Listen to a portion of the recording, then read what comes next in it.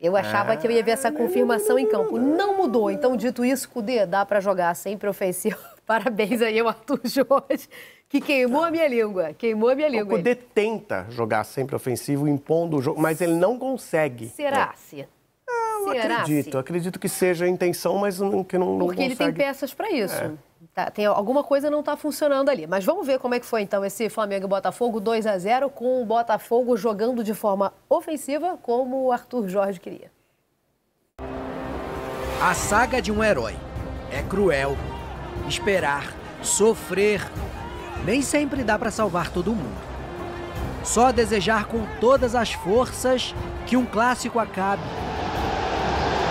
E depois de vencida a batalha, se permitir celebrar. Ontem eu estava falando com meus amigos de que ia fazer um gol hoje no Maracanã, que eu nunca tinha feito gol contra o Flamengo. O poder da premonição, e ele não seria o único. Pode gravar aí que vai sair na televisão aí amanhã, 2-0. O domingo estava diferente. Clássico às 11 da manhã. O que vocês estariam fazendo se não estivessem aqui hoje? Praia. Mas o Botafogo é mais importante que tudo. A gente está apostando tudo nesse português. Do Tite, os rubro-negros esperavam um time mais convincente. Especialmente com o retorno dos jogadores poupados no meio de semana pela Libertadores. Eu acredito muito no potencial ali, com todos os titulares. Estamos confiantes pra caramba. Justificável por aquilo que o time tentou fazer desde o comecinho do primeiro tempo. Depois da boa troca de passes, o Luiz Araújo chutou quase da marca do pênalti. Errou por pouco. Ponto alto do Botafogo no ano, Júnior Santos tentou com força e velocidade. O Flamengo marcou, mas não valeu. Bruno Henrique caprichou no toque de letra, só que estava impedido. Domínio rubro-negro, mas pouca eficiência. O John só defendeu esse chute do Pedro para evitar o escanteio. Finalizações que pouco assustavam. Ele é 100% humano, mas tem velocidade, inteligência, sentidos apurados. Com um fiel escudeiro, então... Savarino batendo, a bola vem mais aberta, Luiz Henrique de primeira! Gol! Essa jogada a gente tinha ensaiado no treino. No treino não saiu, mas graças a Deus no jogo deu tudo certo. Uma boa finalização minha. Estou muito contente. Feroz, predador. Ai de quem passar na frente dele. O Pantera Negra. No jogo de hoje não ia passar, que eu queria pegar essa máscara, queria fazer o gol. E graças a Deus agora está eternizado como Pantera Negra. Um super-herói para dar uma sacudida no segundo tempo. O Luiz Henrique não recebeu o cartão amarelo por usar a máscara na comemoração, como manda a regra. 4 minutos depois do gol, foi punido por essa falta no De La Cruz. Foi substituído aos 14 minutos junto com o Eduardo. Jefinho e Tietê entraram. Enquanto o Júnior Santos pedia atendimento caído no gramado, o Arrascaeta achou Fabrício Bruno na área. Pra fora! Júnior Santos saiu pouco depois. Arrascaeta também. Sentiu dores na coxa direita. O Flamengo insistia nos cruzamentos. O Botafogo foi mais do que contra-ataques. Na jogada construída desde a saída com o goleiro, o time quase marcou um belíssimo gol. O Marlon Freitas enxergou o Savarino na esquerda, com muito espaço. O Tietê cruzou para o Jefinho, tudo no tempo perfeito. Rossi fez grande defesa. As mudanças do Tite não surtiram efeito. Um Flamengo em desencontro, com torcedores em desespero. E o cenário ficou pior. Na disputa entre Diego Hernandes e Fabrício Bruno, o zagueiro caiu e pediu falta. O árbitro Rafael Claus mandou seguir. Tietê acionou o Jefinho, dele para o Savarino, 2-0. Claus entendeu que não houve falta, deu sequência ao lance e o Botafogo marcou o segundo com o Savarino. Eu sou maior do que ele é mais baixo, ele bateu na minha costela e é falta. Mas ele não deu, assume a responsabilidade, não vejo problema nenhum nisso. Festa alvinegra com provocação.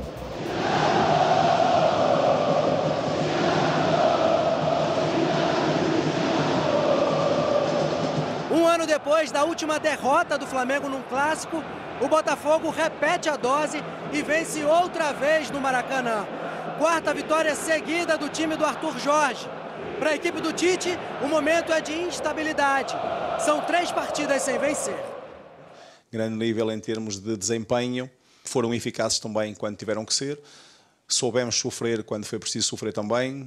Ganhamos só mais um jogo. Temos muito caminho para fazer, não só em termos daquilo que é a evolução da equipa, mas também daquilo que é o campeonato. Tite só foi para a entrevista coletiva 1 hora depois do fim do jogo. Nos momentos que nós tivemos de superioridade, não conseguiu traduzir isso no gol. Em alguns momentos, e esse é um momento, que a gente dá um passo para trás e procura simplificar para retomar os caminhos das vitórias. Nem sempre os Vingadores estão do mesmo lado. Num dia para sempre para o Luiz Henrique, a identidade secreta desse Botafogo começa a se revelar.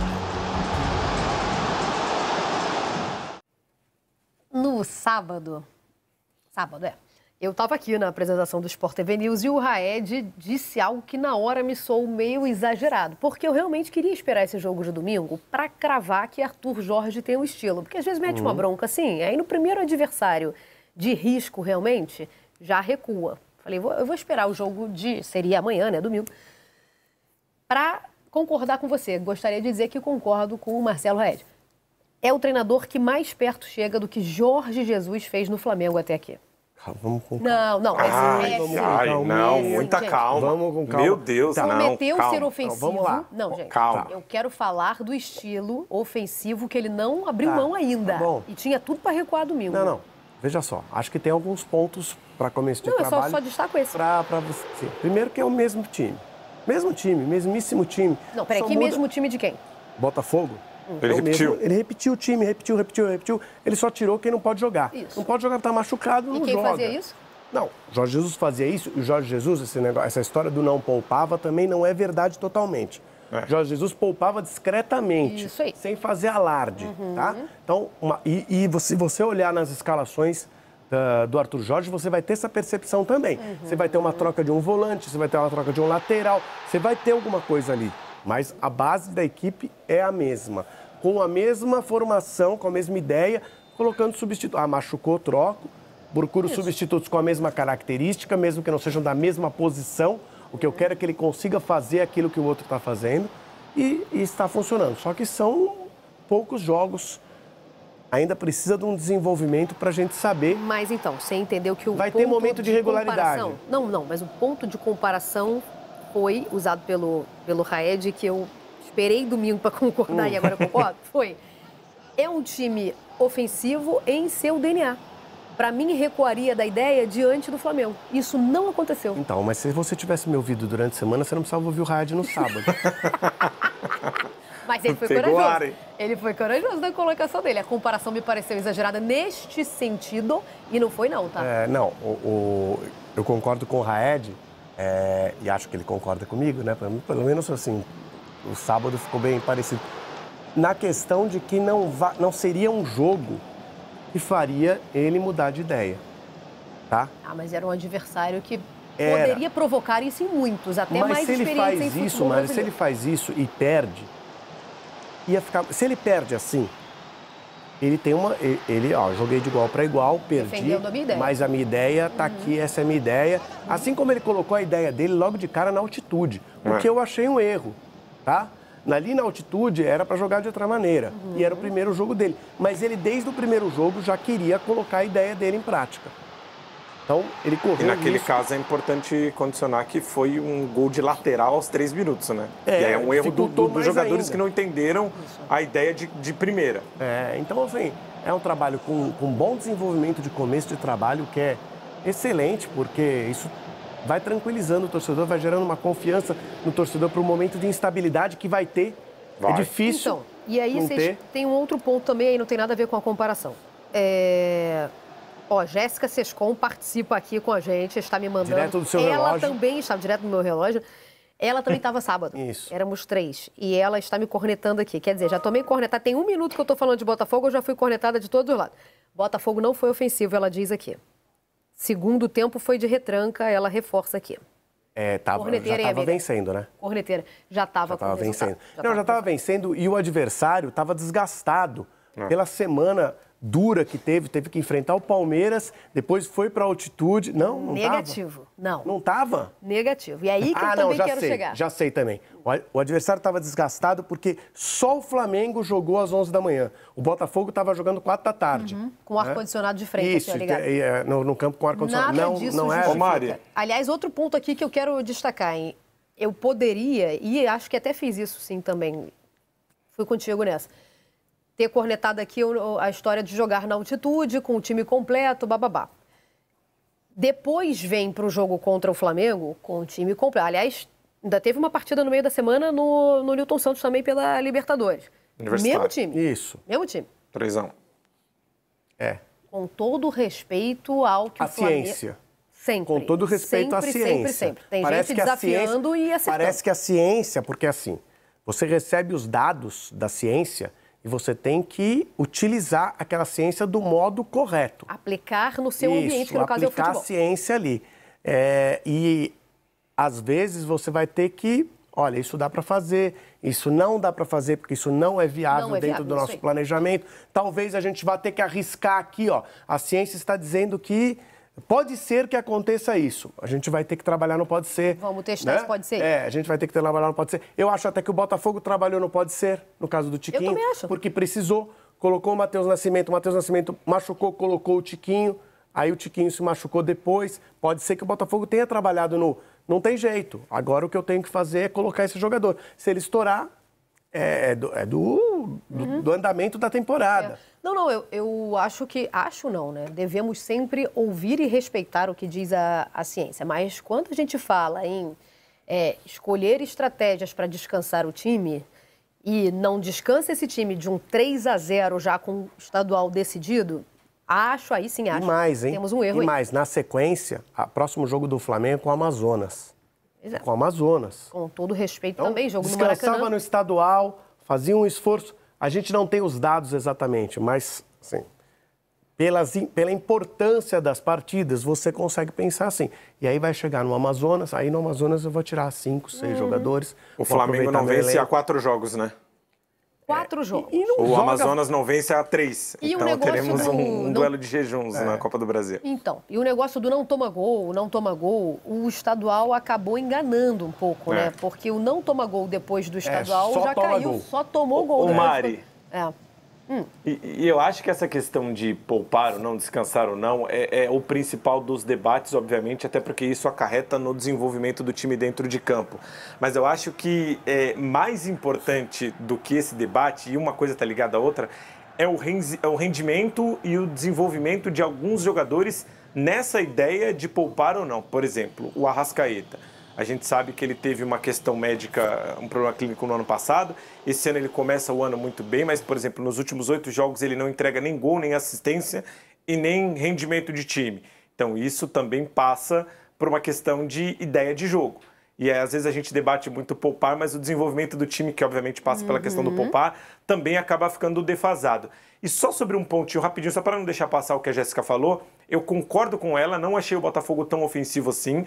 É óbvio, eu acho que o Botafogo foi letal. Quando a gente olha a escalação e vê Marlon e Danilo como os únicos jogadores de meio campo de origem, aí sem contar Savarino de um lado, Luiz Henrique de outro, o Júnior Santos e o próprio Eduardo, que também é um jogador de origem de meio de campo, mas ele estava fazendo a função do Tiquinho, obviamente que ao olhar a escalação a gente fica impactado imaginando um Botafogo ofensivo, mas Danilo e Marlon entenderam tão bem essa ideia de serem os todo-campistas do Botafogo, que para mim foram os grandes destaques da partida. Danilo teve até que sair depois por conta de um desgaste para a entrada do Gregory para continuar na pegada, mas achei que o Botafogo foi mais letal do que ofensivo.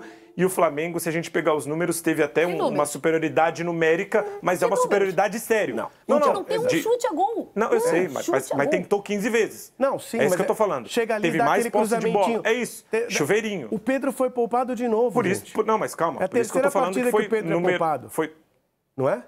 Terceira partida, que ele não jogou contra o Palmeiras, ele não jogou na altitude e não jogou agora também, porque a bola nem chega para ele.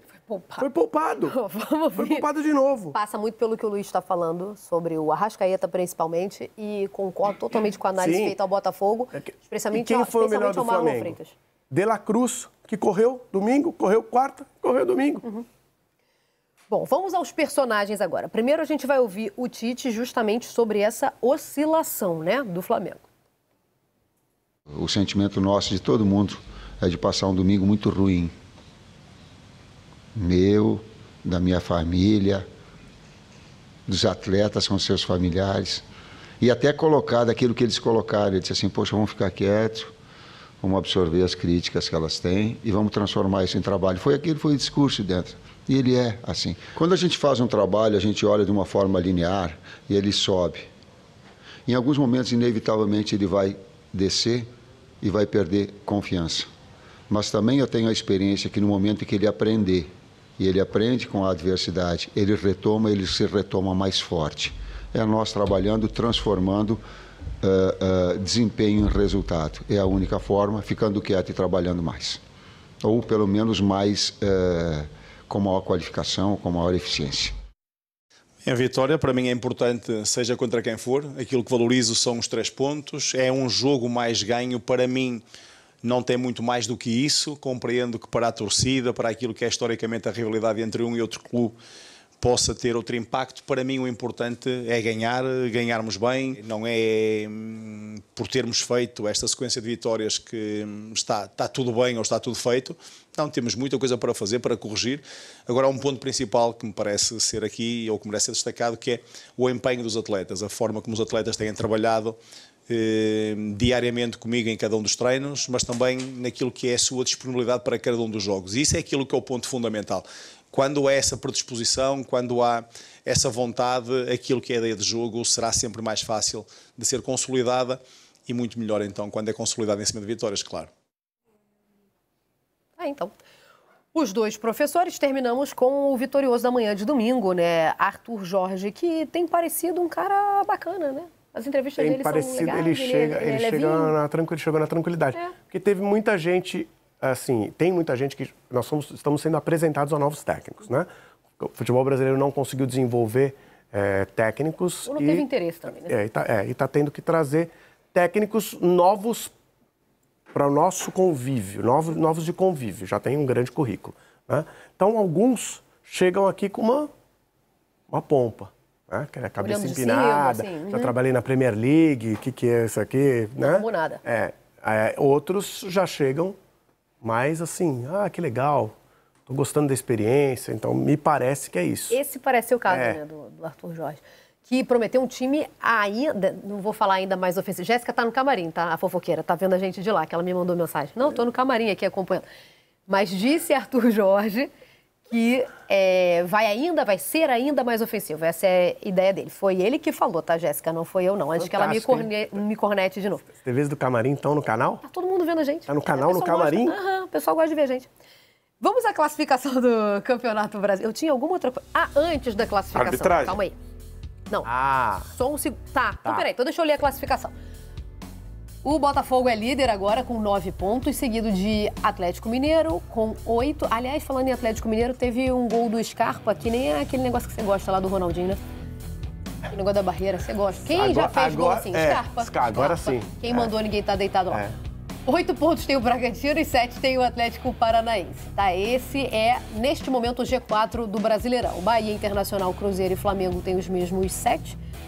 Em 9º lugar temos o Grêmio com 6 e o Criciúma fecha a primeira parte da tabela de classificação com a goleada sobre o Vasco, né? 5 pontos. Chegamos à segunda parte, que é ocupada por Fortaleza e Juventude com 5 pontos. Corinthians, Palmeiras e Fluminense tem 4.